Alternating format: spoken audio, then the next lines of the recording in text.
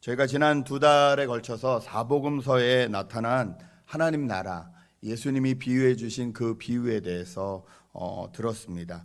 예수님이 여러 가지 비유로 하나님 나라에 대해서 설명해 주셨고, 저희는 그 비유를 어떻게 적용하며 살 것인지에 대해서 고민해 봤습니다. 이제 그 예수님의 그 하나님 나라에 대해서 들은 그 백성들이, 그 당시에 예수님을 따르던 백성들이 어떻게 자기의 삶의 현장에서 하나님 나라를 실천하고 살았는가, 그것이 이제 신약 성경의 사도행전부터 나오는 기록들입니다. 그래서 저희는 이 사도행전부터 나오는 이 하나님 나라를 살펴보면서 어떻게 그 사람들은 적용을 했고, 또 2020년에 저희는 어떻게 저희 생활 가운데 이 하나님 나라를 적용하며 살아야 되는지에 대해서 오늘부터 좀 나누려고 합니다. 여러 번 거듭 말씀드리지만 하나님 나라는 장소적인 의미도 있지만 그것보다 더 강한 것이 상징적으로 또 통치적으로 나타난 것이라고 말씀드렸습니다. 하나님 나라는 통치적 개념이다. 이 땅에 오시면서 시작된 하나님 나라, 예수 그리스도가 이 땅에 가지고 내려오신 하나님 나라, 이 하나님 나라는 통치를 말한다, 이렇게 말씀드렸고요. 또 예수님이 마지막 날, 오시는 마지막 날, 오늘도 마지막 때라고 표현이 되어 있는 이 재림의 날에 그 하나님 나라는 완성될 것입니다.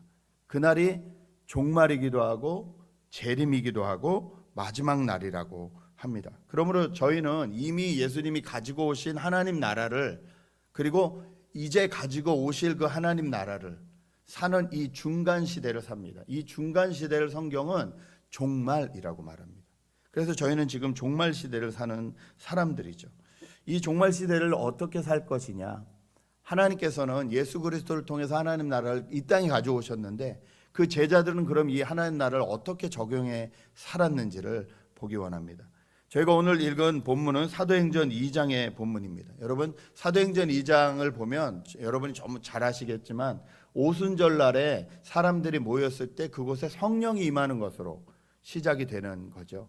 그래서 오순절날 성령이 임하고 적어도 16개 지역에서 사람들이 모여 있었는데 성령이 임하니까 그 사람들이 각자 자기의 말로 이 제자들이 기도하는 것들을 알아들었다, 이렇게 말을 하고 있습니다.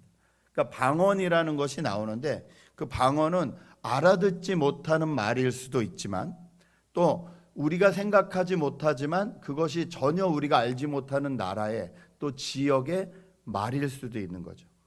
이거는 물론 항상 일어나는 사건은 아니지만 지금도 계속해서 전 세계 지구의 어디선가 계속 일어나는 사건이기도 합니다.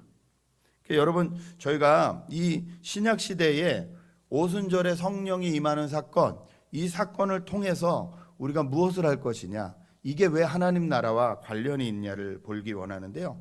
왜 그러냐면 하나님 나라가 시작될 때 가장 먼저 시작된 것은 성령이 약속하신 대로 오신 것이라는 거죠. 하나님 나라가 제자들에게 이제 시작될 때 예수님이 약속하신 성령이 먼저 오셨습니다. 그리고 그 성령이 오신 결과로 나타난 것은 교회였다는 겁니다. 여러분, 하나님 나라는 교회로 모습을 드러내게 됩니다. 여기서 말하는 교회는 물론 건물이 아닙니다. 예수 그리스도를 따르는 무리들, 예수 그리스도를 주로 고백하는 공동체라는 의미입니다. 하나님 나라는 어떻게 나타나나 예수 그리스도를 주로 고백하는 공동체를 통해서 이 땅 가운데 나타난다는 거예요. 그렇다면 2020년에도 마찬가지로 우리 주변에 하나님 나라가 어떻게 나타나나 예수님을 주로 고백하는 사람들을 통해서 이 땅 가운데 하나님 나라는 계속 나타나고 있다는 것입니다. 신약 시대의 이 교회 공동체가 시작되는 이곳에 성령이 계셨습니다. 그리고 그 성령을 통해서 하나님 나라가 확장해 나가기 시작했습니다. 오늘 갑자기 성령이 임하고 사람들이 방언을 하니까 많은 사람들이 당황했죠. 이 낮에 이게 웬 말이냐, 술 취한 것이냐, 여러 가지 의견이 나올 때 베드로 사도가 일어나서 제일 먼저 설교를 시작합니다. 이것은 신약 시대에 나오는 첫 번째 설교였습니다. 근데 베드로가 하신 이 설교에는 세 가지 특징이 있습니다. 특별히 구약 성경에 나오는 요엘서를 딱 붙잡아서 오늘 설교를 하고 계시거든요. 그런데 이 설교에는 특별한 특징들이 나타나는 거죠. 이 특징을 살펴보면서 저희는 이 교회의 특징, 하나님 나라가 시작되는 것의 특징에 대해서 살펴보려고 합니다. 그 첫 번째는 뭐냐면요, 그 하나님 나라가 나타날 때 그 교회 공동체는 특별한 비전을 보았다는 겁니다. 오늘 17절 말씀, 18절 말씀 보십시오. 요엘서의 그 예언을 그대로 갖고 와서 말씀하시면서 하나님께서 말씀하신다. 마지막 날에 나는 내 영을 모든 사람에게 부어주겠다. 너희의 아들들과 너희의 딸들은 예언을 하고 너희의 젊은이들은 환상을 보고 너희의 늙은이들은 꿈을 꿀 것이다. 그날에 나는 내 영을 내 남종들과 내 여종들에게도 부어주겠으니 그들도 예언할 것이다. 환상을 보고 꿈을 꾸고 예언을 하는, 이것은 다 미래의 일과 관련된 것들입니다. 다시 말해서 꿈, 비전이 보이기 시작했다는 거죠. 마지막 날에, 이 종말의 때에 여러분 요즘 무슨 꿈을 꾸고 사시는지요? 무슨 비전을 가지고 살아가시는지요? 사도행전에서 하나님 나라가 나타날 때, 교회가 세워질 때 그들은 먼저 특별한 꿈을 꿨다는 거예요. 특별한 비전을 보았다는 거예요. 그런데 그것이 어떤 특별한 사람들에만 주어진 것이 아니라 예수 그리스도를 주로 고백하는 모든 사람들에게, 어린아이가 됐던, 젊은이가 됐던, 노인이 되었던, 심지어 종이 되었던 모든 사람들에게 동일하게 나타났다는 거죠. 그 비전이 더 잘 먹고 잘 사는 것이었을까요? 그 꿈이 정말 내가 더 명예를 갖고 권세를 누리는 것이었을까요? 그렇지 않을 겁니다. 이들이 꾼 꿈은 하나님 나라를 살 수 있다는 꿈입니다. 예수 그리스도가 나타내신 그 보여주신 기적과 같은 놀라운 그 하나님 나라를 우리도 살 수 있다는 꿈이죠. 이 꿈이 우리에게 주어진 특별한 꿈, 특별한 비전이라는 것입니다. 그런데 문제는 지금 기독교에서는 하나님 나라의 이 풍성함을 누리기보다는 이 땅에서는 이 땅의 풍성함을 누리고 싶고, 죽어서는 천국 가서 좋은 데 가서 또 그 나라의 풍성함을 누리고 싶고라는 이 이중적인 마음을 가지고 있다는 거죠. 그러다 보니까 교회 공동체가 모여서 기도하는 것도 어떻게 보면 이 땅에서의 풍요로움을 기도하는 것이 상당히 많다. 물론 주님이 우리의 일용할 양식을 위해서 기도하라고 하셨습니다. 물론 우리는 그렇게 기도해야 되고 그 은혜를 구해야 되는 사람들입니다. 그러나 그것이 일용할 양식을 벗어나서 그 이상의 것들로 우리 안에 계속 채우려고 한다면 우리는 예수 그리스도가 십자가에 못 박혀 우리에게 허락하신 이 놀라운 하나님 나라의 복음을 그저 우상들이 믿는 우상 숭배의 한 수단 정도로 전락시키고 마는 일이 된다는 것입니다. 교회를 시작하신 하나님의 영은 우리를 그렇게 인도하지 않으십니다. 오히려 하나님 나라의 꿈을 위해서 세상 나라의 꿈을 따라가지 않을 수 있는 용기를 저희에게 주신다는 거죠.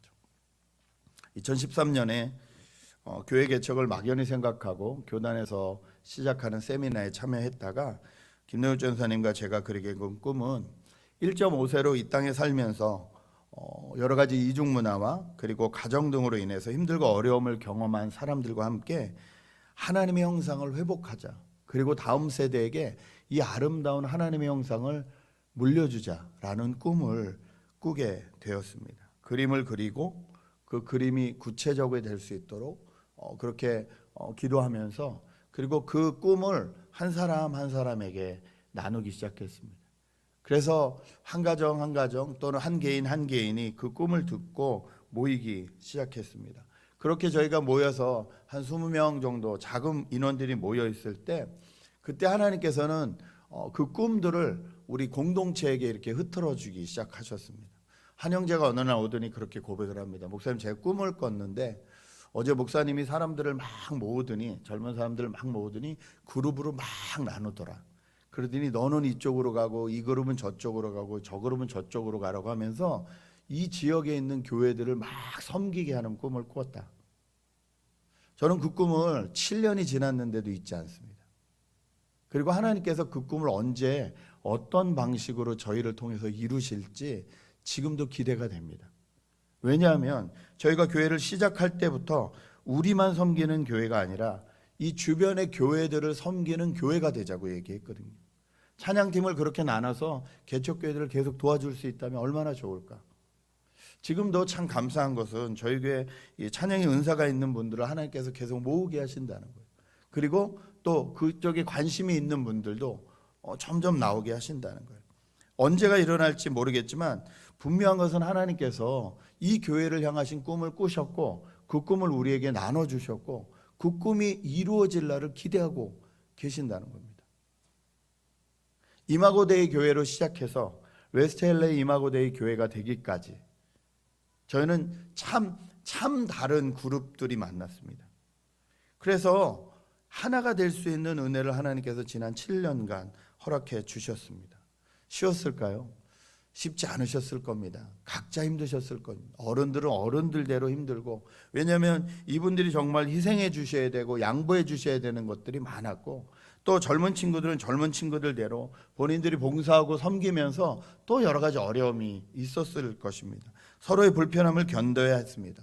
하나님의 다스림을 받는 훈련을 해야 됐습니다. 그런데 분명한 건 이 일들을 통해서 하나님이 이 노령화되고 있는 이 이민교회에 어떤 불씨와 같은 소망과 같은 것을 보여주고 계시지 않나, 저는 그렇게 생각합니다. 많은 교회들이 주일학교가 없어졌습니다. 이민교회도 60% 이상이 주일학교가 없습니다.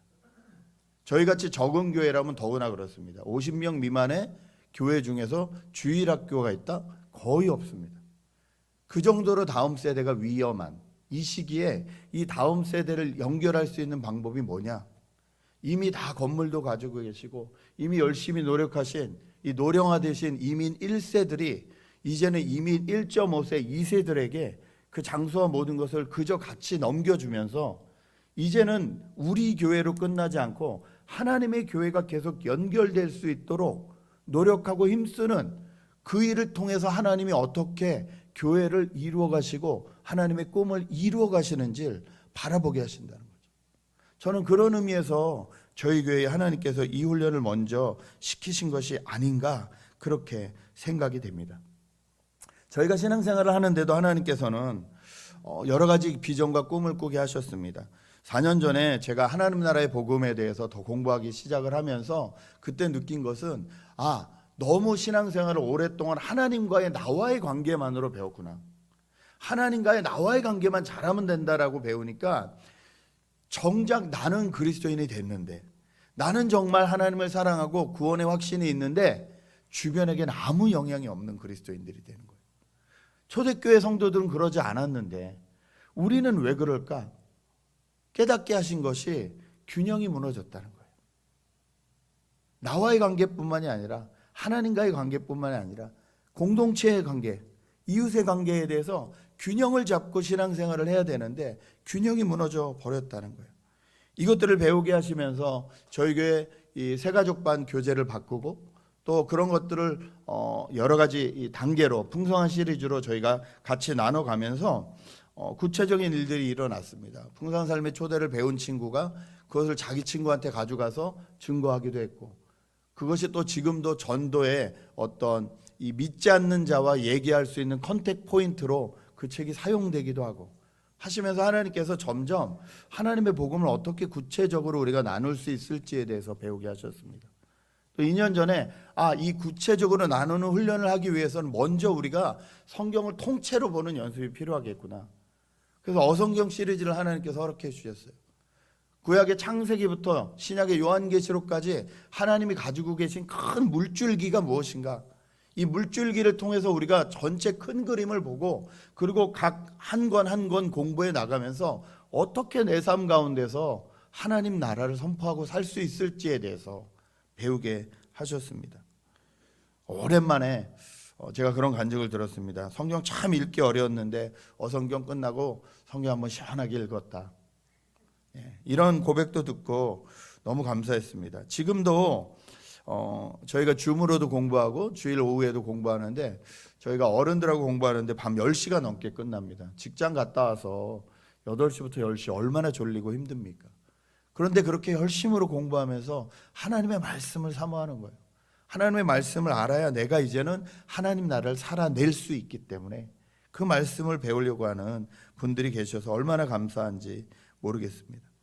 여러분, 이 모든 것들을 통해서 우리는 하나님 나라를 이 땅에 구체적으로 가지고 오는 방법을 알게 됩니다. 그리고 사람들에게 하나님 나라는 이런 겁니다라고 소개해 줄 수 있게 됩니다. 여러분, 이것이 하나님이 저와 여러분에게 주신 꿈과 비전인 줄 믿습니다. 설교 준비하다가 어제 제가 아내한테 또 툭 던졌습니다. 그래서 여보, 이제부터 저희가 이제 둘 다 50이 넘었는데, 저는 이제 50이 되죠, 올해. 이제 한 20년 건강하게 돌아다닐 수 있는 게 한 20년 남았을까 말까인데 우리는 뭐 하고 살까? 그때 명확하게 대답하더라고요. 예수님을 알려주고 예수님을 섬기게 하고 또 예수님을 알려주는 사람이 되게 하는 일에 당신과 내가 부름받은 것이 아닐까. 몇 년 전 혹시 기억하시는지 모르겠습니다. 저희가 가정의 꿈이 뭔지 가정의 비전을 이렇게 해가지고 액자처럼 만들어서 나눠드린 적도 있어요.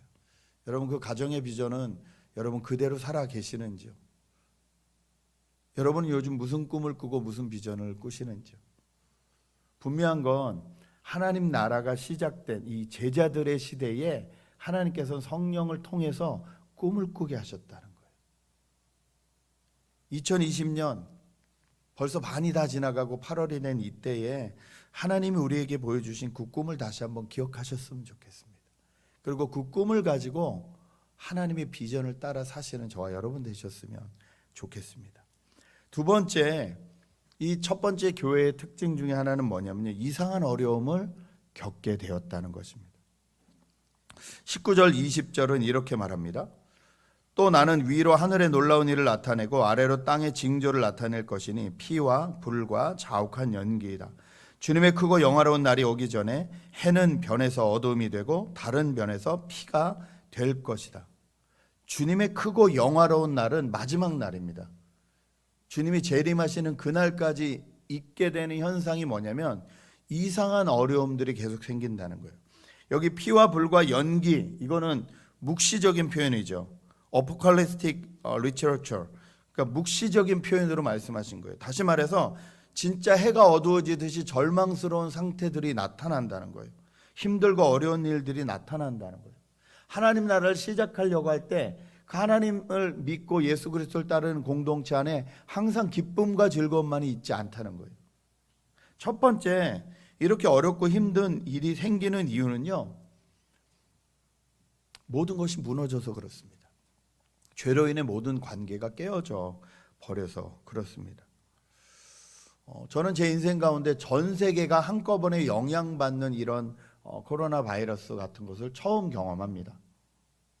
그런데 역사를 살펴보면 이 코로나 바이러스보다 더 무서운, 그때는 그것이 바이러스인지도 몰랐지만 더 무서운 전 세계적으로 많은 사람들이 죽은 그런 큰 사건들이 있어요.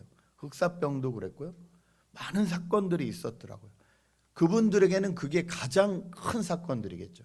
아마 저희 때는 이게 큰 사건으로 끝났으면 좋겠어요. 이 뒤에 또 뭐가 일어날지 모르니까. 각 시대마다 죽음의 공포들이 있었고 재앙이 있었고 전쟁도 있었고 어려움이 있었다는 거예요. 그런데 이 이유는 깨어진 관계 때문에 그렇다는 것입니다. 여러분, 과거에는 인간이 지구의 땅에 차지하는 비율이 10몇 프로도 되지 않았다고 합니다. 그런데 지금은 지구의 땅에 인류가 사람이 차지하는 비율이 60%가 넘는다 그래요. 그런데 전 지구에서 이 인간이라는 생물체가 가지고 있는 원래 포션은 0.01%밖에 되지 않는데요. 그런데 그 0.01%가 다른 포유류라고 하는 동물들을 80%를 없애버렸다고 합니다. 지금 우리에게 남아있는 이 동물들은요, 거의 대부분이 인간이 먹기 위해서 키우는 동물들이라는 거예요.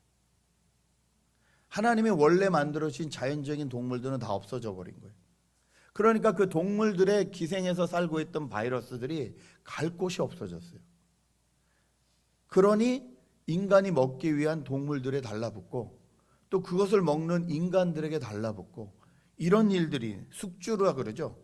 바이러스가 이게 살기 위해서 그 숙주의 대상을 바이러스들은 바꿀 수밖에 없는 거예요. 변종이 일어날 수밖에 없는 거예요. 이런 시대가 왜 되었냐는 거죠. 여러분, 아마존의 그 밀립에 불을 내 가지고 나무들을 다 태운 다음에 거기다가 소를 키운다고 합니다. 왜 이런 일이 일어날까요? 인간들이 소를 더 싸게 더 많이 먹고 싶어 하기 때문이라는 거죠. 이런 관계의 깨어짐, 이 피조물들의 깨어짐, 자연의 깨어짐들로 인해서 저희는 다 같이 고통받을 수밖에 없다는 거예요. 그런데 하나님의 공동체는 이런 깨어진 세상에서 일어나는 이상한 어려움 외에도 또 다른 어려움이 있습니다. 그것은 뭐냐면요, 이 세상의 방법대로 살지 않고 하나님의 방법대로 살겠다고 결단한 데 나타나는 어려움이라는 거예요. 사도행전을 읽어보신 분들은 아시겠지만 하나님 나라가 확장되어 나가는 건요, 평안함과 감사함과 기쁨 가운데 확장되어 나가지 않았습니다. 이제부터 계속 공부하겠지만 사도행전에 나타나는 하나님 나라의 확장은요, 핍박과 어려움을 통해서 나타났다는 거예요. 첫 번째, 오늘 이 설교의 결과로 세워진 교회가 예루살렘 교회입니다. 하루에 3,000명씩 회개하고 돌아온 교회입니다. 대형 교회죠. 이 예루살렘 교회가 전 세계의 교회적으로 흩어지게 된 것은요, 스데반 집사님의 핍박부터 시작이었어요. 스데반 집사님이 죽음을 경험할 때 교회들이 한꺼번에 쫙 퍼지기 시작했어요. 빌립 집사님을 중심으로 한 사마리아 지역의 교회가 생겼고요. 그리고 그때 스데반 집사님을 죽이려 했던 사울이 다메섹으로 올라가면서 바울로 변화되면서 거기서 생기는 교회 무리들이 있었고요. 또 하나 이름도 알려주신 사람들이 이곳저곳을 돌아다니면서 엄청 넓은 그곳을 돌아다니면서 교회를 세웠는데 그 중에 하나가 수리아에 있는 안디옥이라는 교회입니다. 그 교회가 나중에 이방 선교의 센터 기지가 됩니다. 그러니까 하나님이 교회를, 하나님 나라를 확장시켜 나가시는 방법은 세상과 타협하지 않는 사람들을 통해서 그렇게 해 나가셨다는 거예요. 그러므로 우리도 2020년을 살면서 하나님의 뜻대로 살겠다고 결단할 때 우리에게 주어지는 핍박과 고난이, 이상한 어려움이 있을 수 있다는 거예요. 그것에 대해서 예수님은 당연하다라고 말씀하고 계십니다. 많은 사람들이 말하죠. 아유, 그냥 교회에 잘 다니면 되지, 마음의 평안을 위해서만 다니면 되지, 뭐 그렇게 호들갑스럽게. 그런데 진짜 하나님 나라를 경험한 사람들이라면 그냥 내 마음의 평안을 위한 종교 생활 정도로 돌아갈 수 없는 거예요. 그건 마치 내가 백신이 발견됐다는 걸 아는데 그냥 마스크만 쓰고 있으라고 말해주는 수준하고 똑같은 거예요. 아니, 진짜 내 인생을 확 바꿀 만한 정말 하나님 나라가 내 안에 시작됐는데, 하나님의 다스림이 시작됐는데, 그 다스림의 결과로 나타나는 놀라운 일들이 일어났는데 이걸 가르쳐주지 않고 그냥 교회 왔다 갔다 하고 그냥 주일 성수 잘하면 되고 11조 좀 하면 되고 좀 어렵고 힘들 때 좀 금식기도 하고 이 정도면 된다라고 가르친다는 건 그건 정말 어불성설입니다. 진정한 교회 공동체는요, 하나님 나라를 살아내려고 핍박 가운데 몸부림치다가 고통을 당할 수도 있습니다. 사람들이 많이 모이는 것, 헌금이 많이 모이는 것을 부흥이라고 생각하지 않습니다.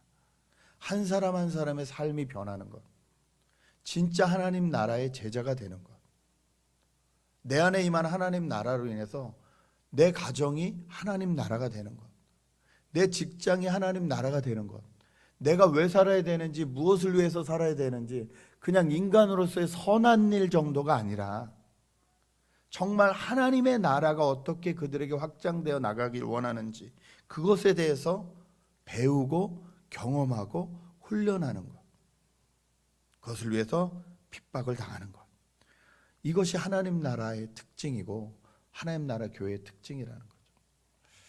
지난주에 간증을 드렸습니다만 참 재밌게 남들을 돕는 펀드가 생겼는데 그 연락을 저한테 주셨잖아요. 근데 지난주에 제가 설교를 하고 나서 저희 멤버들 중에서도 그 뒤에 또 연락이 왔어요. 혹시 아직 그 장학금 펀드가 남아있나. 제가 알기로는 남아 없는 걸로 알고 있거든요. 왜냐면 그 250명까지를 받겠다. 근데 저희가 거의 한 20명 정도를 소개했으니까 없을 것 같은데 왜 그랬더니 이런 사정이 있는데 얘기를 해보니까 이분이 좀 받았으면 좋겠다. 그럼 일단 줘봐라. 그리고 저도 보통 그러면 말아야 될 텐데 오지랖이라서 또 그분한테 연락을 했습니다. 펀드 다 끝났나요? 네, 다 끝났어요. 그럼 이제 끝이잖아요, 보통은. 근데 이제 마음이 그렇지 않은 거예요. 이제 정말 이렇게 어려운 사람이 있다는데 또 다른 방법이 없을까요? 그랬더니 혹시 9월에 다시 열릴 수 있다고. 그러면 혹시 모르니까 그때라도 달라고 미리 명단을 드리겠다고. 미리 명단을 드렸어요. 그리고 어쨌든 명단을 넘겼으니까 어떻게 될지 보자. 하루 이틀 뒤에 다시 연락이 왔어요. 펀드가 다시 들어올 것 같다고. 그러니까 지금부터 미리 줘도 된다고. 그래서 또 막 뿌렸어요. 아마 우리 교회 멤버가 그렇게 어플라이 하도록 도와준 그분도 아마 도움을 받을 겁니다. 그래서 제가 그분한테 분명히 말했어요. 꼭 하나님이 주신 선물이라고 전해라. 꼭 하나님을 나타내라. 우리에게 일어난 작은, 그냥 내가 이거 한번 신청해봐, 이거 도와줄게 하는 아주 작은 착한 일이잖아요. 그런데 그게 그냥 내 안에서의 착한 일로 끝나면 안 된다는 거예요. 하나님이 그를 생각하시고 하나님이 주시는 선물이라는 것을 기억하게 하는 거예요. 이렇게 말하다가 핍박 당할 수 있을걸요? 넌 뭐 그렇게 호들갑이냐? 어때요? 하나님 나라가 펼쳐지는데 하나님의 평안과 감사와 통치가 이루어진다면 그 정도 아무것도 아니라는 거죠. 여러분 기억하십시오. 성령이 임하고 교회 공동체가 시작될 때, 그곳에 하나님 나라가 임하기 시작할 때 여러 가지 핍박이 있었다는 거 꼭 기억하십시오. 마지막으로 저희가 알 것은요, 그런데 그 사람들은 주님의 이름을 불렀다는 것입니다. 오늘 말씀, 마지막 말씀 한번 보시죠. 같이 보겠습니다. 21절 22절입니다. 그러나 주님의 이름을 부르는 사람은 구원을 얻을 것이다. 이스라엘 동포 여러분, 이 말을 들으십시오. 여러분이 아시는 바와 같이 나사렛 예수는 하나님께서 기적과 놀라운 일과 표징으로 여러분에게 증명해 보이신 분이십니다. 하나님께서는 그를 통하여 여러분 가운데서 이 모든 일을 행하셨습니다. 예수 그리스도를 통해서 그 이름을 부르는 사람들은 구원받게 된다는 거예요. 여러분, 주님의 이름을 부른다라는 말은요, 예배한다는 말이에요. 주님의 이름을 부른다는 것은요, 내 신령과 진정으로 예배한다는 의미입니다. 창세기를 보면 아담이 하나님께 범죄했습니다. 그래서 선악과 사건으로 더 이상 하나님과 교제할 수 없게 되었습니다. 그때 하나님께서 쫓아내시면서도 다시 하나님과 교제할 수 있는 방법을 알려주십니다. 그게 뭐냐면 제사 드리는 거예요. 동물의 피를 흘려서 하나님 앞에 예배 드리는 것. 그걸 보여주시기 위해서 먼저 창세기에서 하나님이 가죽옷을 지어서 입혀 보내세요. 어떤 이 짐승을 잡았다는 거예요. 그렇죠? 그 피를 흘리게 하고 그 옷을 입혀주면서 네가 죄를 졌을 때 짐승을 데려다가 그 피를 흘리면서 나하고 관계를 회복하기 위해서 노력하면 내가 그것을 받아주겠다. 너와 다시 관계를 회복해 주겠다. 이래서 생긴 게 예배예요. 아담은 그것을 자녀들에게 열심히 가르쳤을 겁니다. 그런데 가인과 아벨이 있었는데, 아벨은 히브리서에 보니까 믿음으로 하나님 앞에 예배를 드렸고, 가인은 자기 뜻대로 예배를 드렸어요. 그 결과를 어떻게 하냐? 하나님께서 가인에게 물으실 때 가인이 화를 냅니다. 너 왜 이렇게 화가 났냐? 네가 선한 일을 했다면 왜 이렇게 화를 내고 있냐? 내가 네 예배를 안 받았다고 네가 왜 화를 내냐? 여러분, 피조물이 창조주에게 화를 낸다. 너무 웃긴 일이죠. 그것도 내 걸 안 받았다고 화를 낸다. 이건 내가 주인이라는 소리거든요. 내가 창조주보다 높다는 소리거든요. 예배는 그게 아니죠. 짐승이 죽듯이 내 마음과 내 정성과 내 뜻과 모든 것을 다 가로앉혀서 하나님 앞에 무릎 꿇게 해서 신령과 진정으로 나가는 것이 예배입니다. 그런데 이 예배가 예배되지 못하고 있었다는 거죠. 그런데 그 뒤에 보면요, 이제 아벨은 죽고 다시 태어난 아이 셋의 자녀가 에노스인데요, 에노스 때 비로소 하나님의 이름을 불렀더라라고 기록을 합니다. 다시 말해서 예배가 다시 회복되기 시작했다는 거예요. 여러분, 우리에게 예배는 그냥 일주일에 한 번 드리는 어떤 종교적인 행사가 아닙니다. 내가 하나님을 만나느냐 안 만나느냐 아주 중요한 일이에요. 너무 크고 중요한 일이에요. 예배는 나만 준비해서 되는 것이 아니에요. 예배는 이 자리에 하나님이 임해 주셔야 되는 거예요. 이게 너무 울리는데 좀 잡아주셨으면 좋겠습니다. 예배는 하나님이 우리를 만나 주셔야 되는 거예요. 하나님이 만나 주시지 않으면 예배가 예배되지 못하게 됩니다. 그러므로 우리가 예배 때 구해야 되는 건 뭐냐면요, 하나님이 이 자리에 임재해 주시길 구해야 되는 거예요. 성령이 임할 때처럼. 여러분, 아마 집에 손님만 와도 청소 열심히 하시고 음식 준비하시고 정성을 쏟을 거예요. 그렇죠? 그런데 하나님이 오시는데 우리의 예배가 어떠하냐는 거죠. 여러분, 지금 여러분의 예배는 어떠하신지요? 하나님 앞에 어떤 마음으로 드리고 계시는지요? 어떻게 준비해서 드리고 계시는지요? 이거는 그냥 한번 그냥 때우는 시간이 아니에요. 하나님을 만나는 시간이에요. 저희는 하나님을 만나서 하나님이 주시는 능력을 받지 않으면 이 땅 가운데서 하나님 나라 백성답게 살 수 없습니다. 그럼 세상에 따라 흘려가며 살게 돼요. 여러분, 어디 계시든 간에 신령과 진정으로 하나님 앞에 오셔야 됩니다. 마음을 모으셔야 됩니다. 이 8월에 그런 예배가 드려지는 귀한 저와 여러분이 되셨으면 좋겠습니다. 말씀을 정리합니다. 오늘 이 말씀을 정리할 때 마지막에 이 사도행전 2장 46절 47절을 보면요, 이렇게 기록을 합니다. 그리고 날마다 한 마음으로 성전에 열심히 모이고 집집이 돌아가면서 빵을 떼며 순전한 마음으로 기쁘게 음식을 먹고 하나님을 찬양하였다. 그래서 그들은 모든 사람에게서 호감을 샀다. 주님께서는 구원받는 사람을 날마다 더하여 주셨다. 사도행전에서 일어난 교회 공동체, 하나님의 사람들은 특별한 비전과 꿈을 꾸었고요, 고통과 환난을 감당했으며 하나님의 이름을 부르며 예배했습니다. 그럴 때 하나님의 사람들이 다시 모이기 시작했다는 거예요. 그분들을 통해서. 8월이 시작됐습니다. 벌써 정말 여름의 한 이 막바지에 들어섰습니다. 날씨도 너무 덥고 그걸로 인해서 산불도 나고 한국에서는 홍수도 나고 참 정말 일주일 사건 사고가 없는 날이 없는데 이때에 나는 어떻게 살 것인가? 이 8월에 다시 한번 주님 앞에 나가서 뜨겁게 기도하시고 주님의 꿈을 따라서 그렇게 살아가시는 저와 여러분 되시길 주님의 이름으로 축복합니다. 시간에 한번 같이 기도하실까요? 말씀을 기억하면서 기도할 때에 하나님이 나에게 주신 꿈과 소망이 다 식어버리진 않았는지, 왜 식었을까? 하나님 앞에 다시 한번 기도하며 나가셨으면 좋겠습니다. 내가 핍박과 환난을 두려워해서 혹시 세상과 적당히 타협하고 있지는 않은가? 다시 한번 마음을 살폈으면 좋겠습니다. 나는 정말 하나님을 만나고 싶어서 예배하는가? 이 시간에 하나님을 만나지 않으면 일주일을 살 수 없어서 예배하는가? 주님, 정말 그 마음으로 나가게 도와주십시오. 성령님, 내 안에 오셔서 내 마음을 바꿔주시고 내 삶을 변화시켜 주시고 주님께서 이끌어 주셔서 종교생활하다 끝나는 저희가 아니라 하나님 나라를 살아드리는 저희가 되게 도와주십시오. 마음으로 한번 같이 기도하면 좋겠습니다. 함께 기도하십니다. 주님,